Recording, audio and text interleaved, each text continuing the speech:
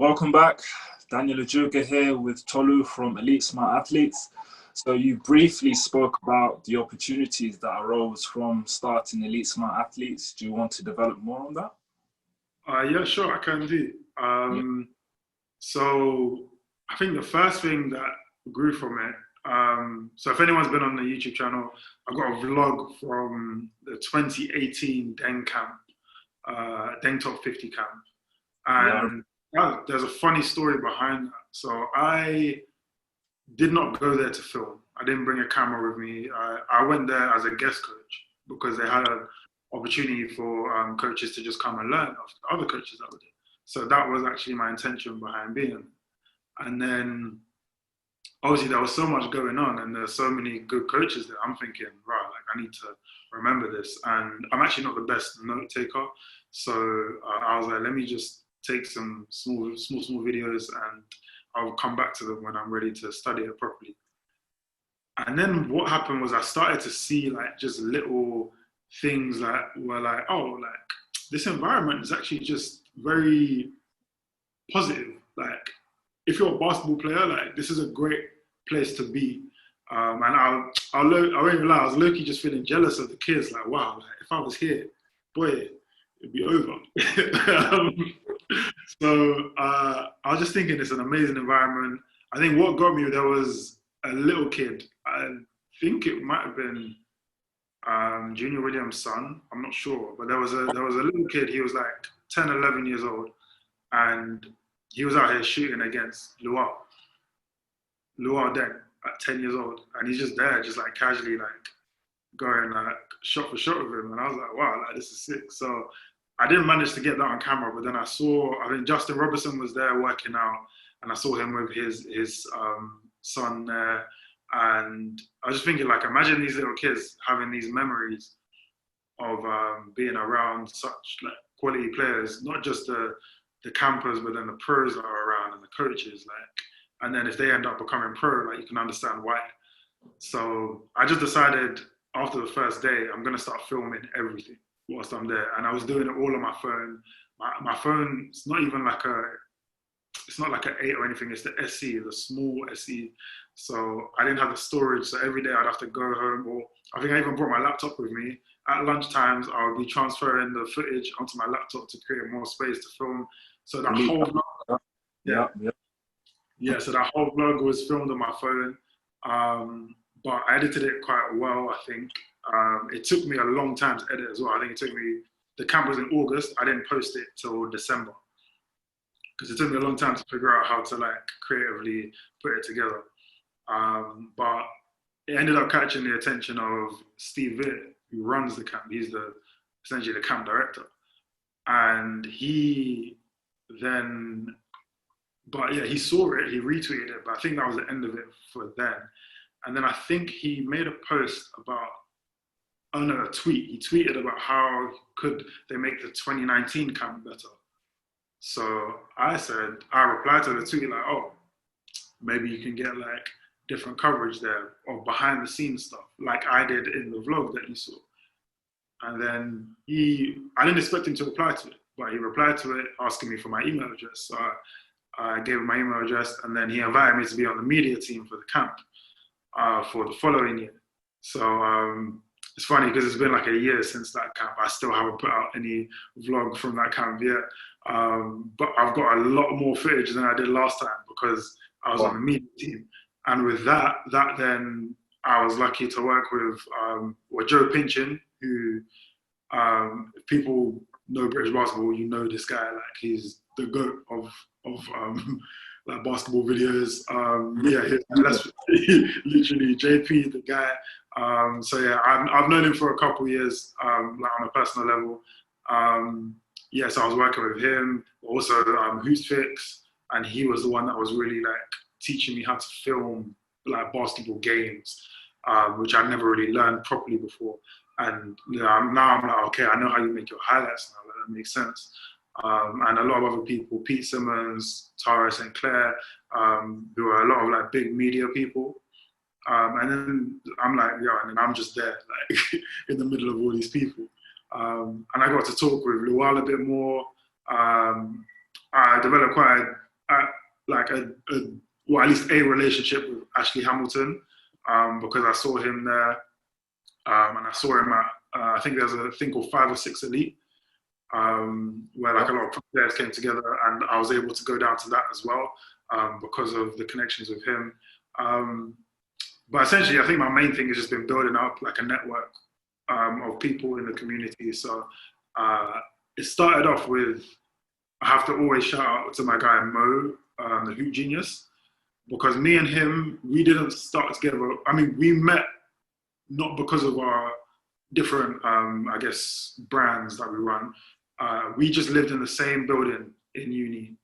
We both went through clearing, and the first night of uni, like, he saw me and he was like, he asked me my name, and the first question he asked me was, after that, was, do you play basketball? If you don't, we can't be boys. Because I'm like 6'4", so he's like, if you don't play ball, like, it can't work. And fortunately enough, I did, and the rest was history. Like, me and him became boys. Because of him, I got my first editing software to edit any videos. And then I was able to go to different like workouts. There was one workout I did with Ovi and Jamel Anderson. And this was before Ovi was Ovi. Yeah. before all of that happened. Yeah, so just building up connections, Coach Maitland, all that. I think they're good opportunities. But it's also through that, that's then like giving me insight into how these people kind of conduct themselves as professionals in British basketball, how they run their businesses or their brands, they keep their brand identity. And obviously from that, I also was able to just train people because they're like, okay, you know people in this thing. And I mean, that's all cool. I personally enjoy training people because I just enjoy the process of trying to get better. I think I still have a lot to learn. So that's why I try and maintain the relationship so I can continue to learn off these people. And I don't really believe in like charging people unless like I know exactly what I'm doing, or I'm an expert in my field. And I feel like I'm still, like, I'm 25, I'm oldish, but I'm not too old. Like, I've still got a lot to learn in this game. So yeah, just constantly trying to learn. But it's given me experience on the basketball side. There are different even job opportunities just outside of basketball, like, that I've been able to apply for, because now it's like, oh, I've got social media experience, you've got video editing experience, you can do a bit of digital marketing. So there's different professional skills that I've learned from just trying to grow my different pages and stuff as well. So yeah, those are some opportunities that have come so far, and God willing, there'll be more. Nice. So now, the penultimate question. What would be your advice to someone who wants to do exactly what you're doing now with Elite Smart Athletes? Okay, that's a good one. So I'll start off with some advice. The advice that I take from my granddad. My granddad's a professor. He's 81 years old, and this man's library is full, like, so full. And he's always just telling me, like, learning never stops. And I can't lie, like, obviously I did uni, I did masters, and I was like, you know what, like, I think I've learned enough, like, I think I'm good. But I think as I've started to leave, I guess, the education field, it's like, look, there's so much more to learn. And especially if you want to be super successful in whatever you're doing. And I mean, for me, I'm trying to teach people, essentially, trying to educate people. I need to know my stuff, so I need to be up to date. So the learning really never stops. So that's probably the first piece of advice I'll give. Like, always be looking for opportunities to learn new things. Second thing would be just put yourself out there.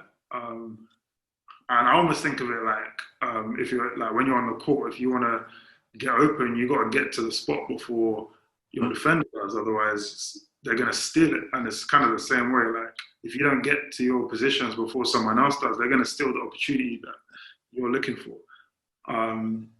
So just get there, and, like, you know, kind of in a game, you know, when you shoot, you kind of almost trust your reps. You don't think about, oh, I'm going to tuck in my elbow, then I'm going to, you know, let the ball roll off my finger in this angle. Like you trust your reps and you just shoot off instinct.